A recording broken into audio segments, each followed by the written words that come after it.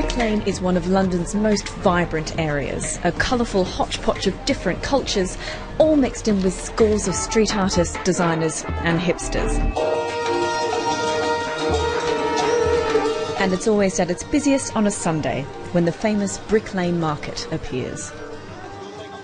Today, visitors come to this part of London to have a curry at one of the many restaurants or to pick up some cool vintage fashions.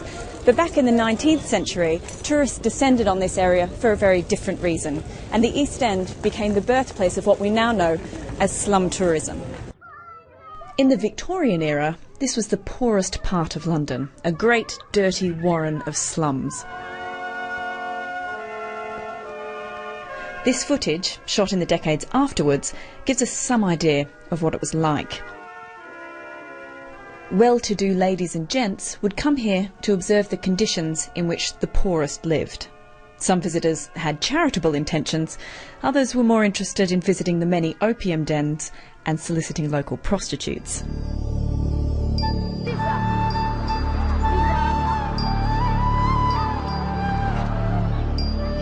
A century later, in the 1990s, slum tourism emerged in the developing world. Occupants of the vast townships of South Africa, inner-city slums in India, and Brazil's crowded favelas began to see busloads of wealthy Western tourists arriving in their communities. But in recent years, it seems that this trend has come full circle, returning to urban centres in the West, from cities like San Francisco and Brussels to right here in London's East End, where it all began. Today, I'm going to take a tour that shows the city from a very different perspective, through the eyes of somebody who slept on these streets. It's what the police call a flashpoint, so you can be stopped and searched for no other reason than you are in a... Liz Viner has lived in London for 20 years and has been homeless on and off for most of her adult life.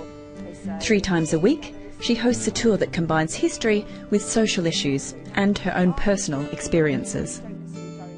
Shoreditch Church, or St Leonard's Church. This was built in the 1700s after Christopher Wren did St Paul's.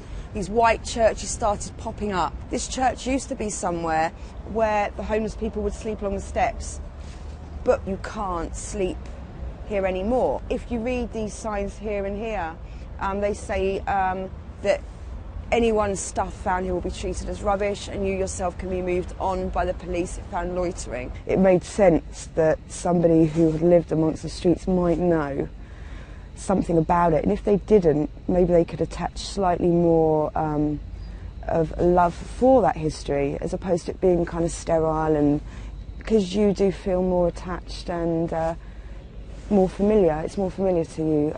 We don't want to stereotype, and we want people to see the homeless person as an individual and it's capable of doing a job other than begging for your change on the street. So the flea market would have come all the way down here. Liz's walk through the East End is one of 5 tours guided by homeless people in key tourist areas across London, and it's all organised by an outreach group called the Sock Mob.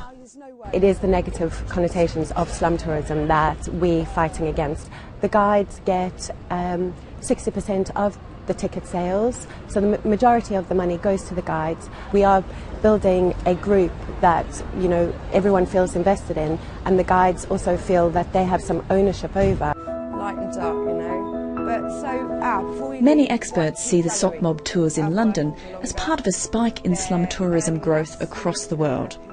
Slum tourism is growing rapidly at the moment. Jakarta has one now, Thailand has some now, happens in Mexico, in Egypt, even in London there's the Sock Mob Unseen Tours, which, although not a true slum tour in the sense of the word, is a similar form of tourism. So you can really see it's picking up at an incredible pace, and it doesn't seem to be slowing down. Slum tours have been roundly denounced over the years as exploitative poverty tourism, or poorism, an exercise in objectifying disadvantaged people for the curiosity of visitors. There were a lot of tourists that just had tourists sitting in a bus looking out upon the people, and some of the local people said, yeah, we felt like animals in a zoo being watched at. And that's, of course, the critique that slum tourism often gets. But there are signs that the wider tourism industry is increasingly embracing the trade. Whereas initially there was a lot of negative writing on it, and there still is a lot of negative writing on it, but now there's a counter-argument being made that it also can be used as a force for good. So the question is it always ethical for travellers to take part in a tour that focuses on deprived areas or disadvantaged people? And how can we be sure that tours having some sort of benefit and not making the situation worse?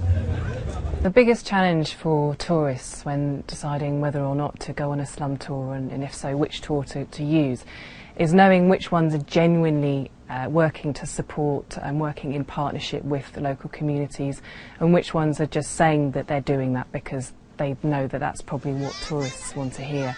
Have a look at the websites, talk to the tour operators directly, find out about how they work with communities, whether they're linked with community projects. Is there an opportunity to buy products from local vendors, visit community initiatives, go to local bars or restaurants? All these kinds of things help bring very much needed money to the local economy.